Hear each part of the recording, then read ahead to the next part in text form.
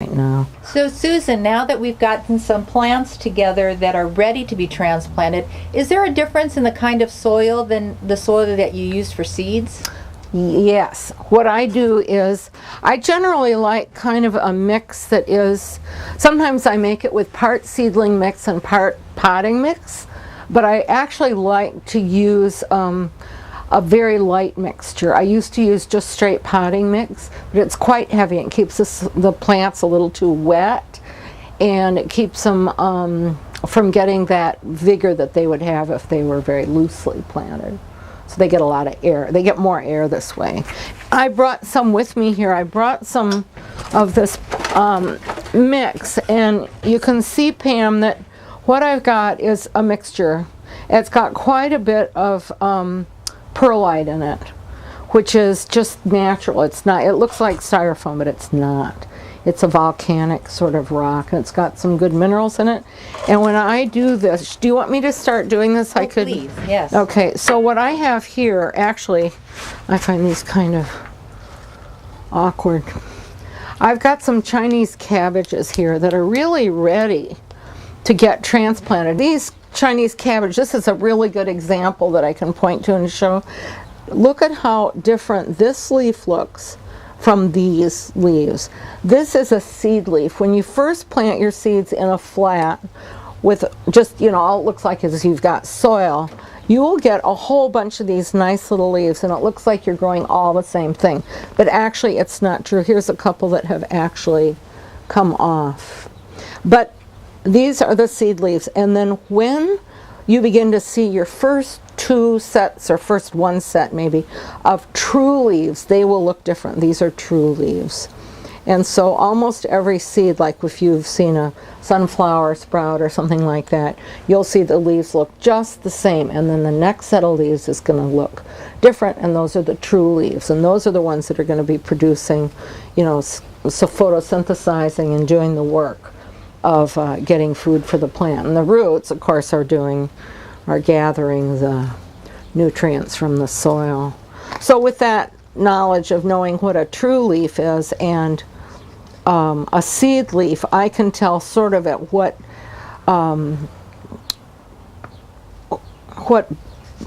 maturity the plant is at, so that I know if I've only got seed leaves so far, it's not ready to transplant and harden off.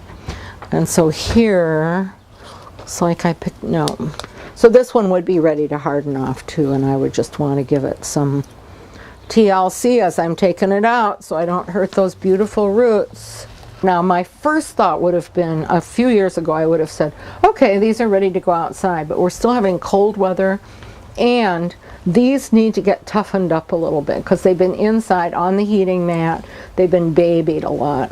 So we're going to just very carefully, I've got this good little tiny trowel here with which I'm going to just lift this and try not to tear the roots too much.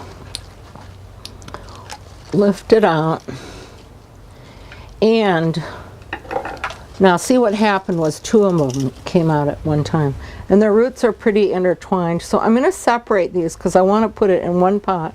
So very gently I want to take the roots apart, and what I like to do is have my pot partly full, make a little place for that plant, put it down in there. Now the pot needs more soil in it, but what I'm going to do is gently hold the plant, and I love chopsticks, and I love little orange sticks for like cuticles. I hold that plant up like that, and then I will take just a little bit more of this potting mix and put it in around the plant. I don't want to make it suffocate, but at the same time I want to give it a little support. Now I've got that plant here going in here, and now the project will go to the hardening off stage, which I will do this with like all of these plants. This looks like hardly any, but it's actually 6 plants, 4 here, and this other one I'm going to do.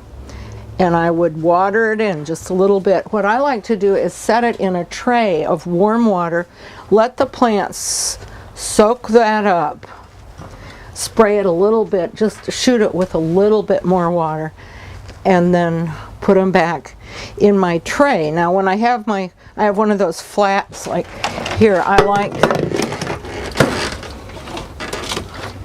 these trays are very useful. I line them up in here, put them back in my basement or in the light. Actually, I can put these on my kitchen counter where they get some light from outside. During the daytime, I take out the whole tray of them, set them outside on my patio where it's pretty warm, and give them like the first day maybe an hour or so of sunlight, and the next day a little more. Now we have been having some really cold mornings, so I wouldn't take it out till they're kind of, you baby them a little bit at first. And what that's called hardening off, and it's literally toughening them up a little bit. I wanted to say too that when I do this, once I've done this, I'll fertilize it a little bit. If I can find an organic fertilizer is what I prefer, like a 5-5-5, a balanced fertilizer. Look at the label. I always mix it as it is and then dilute it like at least 4 times, so you'd practically think there's no fertilizer in it. It's just enough to give them a little boost, because they're going to be growing on really hard here, and we have to give them some, something to grow on, because this mix doesn't have much. Has some minerals, but not a lot of nutrients in it. So I would be doing that to harden those things off. How do we know that we have a good root structure? Well, the way I look is, first of all, I can tell the leaves are strong, but I want to make sure the roots are strong. And this is the one I haven't put out yet, and I'm just going to show you. I'm going to bare root it a little bit, because this plant, oh my gosh, these roots are so good and strong. If you can see, they're quite white, little tough stems. Look, there's already some little nodules of growth coming onto them, like stems, like roots of roots. Here, can you tell that in the camera how strong that root ball is? Now what I'm doing is I'm holding this also by the leaves, because what I have done in the past when they were strong little transplants, I've seen people lift them out by their stems and just pinch or bruise that stem a little bit, and that plant is probably not going to make it. If you hold it by the leaf, if this were a lot teenier especially, I would hold it by one leaf. Even though it seems like, oh, that poor plant, that poor leaf, the whole thing is being held by that. But a plant can grow another leaf way easier than it can grow a strong stem after it's been crushed or bruised.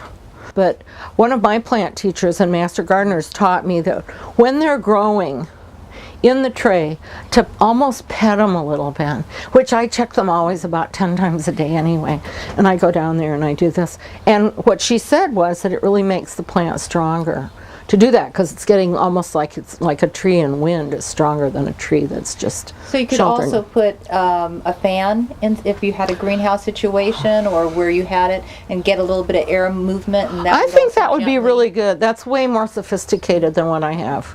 I have an old table down in the basement, and then I have these trays like this, and then I bring them up, and they are in the kitchen with everything else. But a fan would be really nice if you had, in a greenhouse, or like this one, it can get some ventilation in it. When this gets hot in the summer, just pop that little window up and your plants get good strong light and shelter and circulation of air, because if you don't have circulation of air, you will start to have like mildews and molds and that kind of thing. So this is going to be an absolutely delicious Chinese cabbage, which we will eat with great gusto.